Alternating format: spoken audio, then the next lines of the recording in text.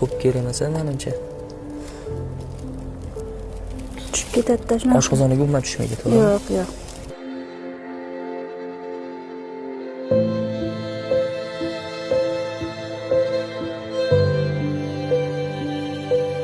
Bugun biz Robiya qizimizlar oldiga keldik.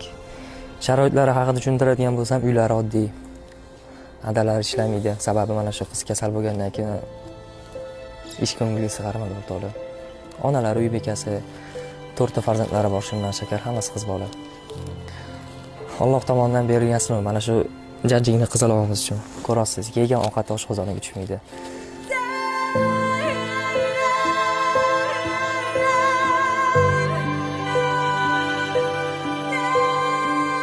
Bitta narsani iltimos qilaman. Bugun zo'r joyga kirib ovqatlanmang, shirinlik yemang. Shirinlikka ketadigan pulingiz yarmini mana shu qiz uchun tashlab bering. 5000 so'm pul. To'g'rimi? Mana shu qiz uchun ajrating. Yoki 1000 so'm sharoitingizdan kelib chiqqan holda. Yoki videoni ko'proq odam ko'rish uchun tarqatib qo'ying, like bosing. Robiya qizimiz uchun kommentariyada haqqiga duo qiling.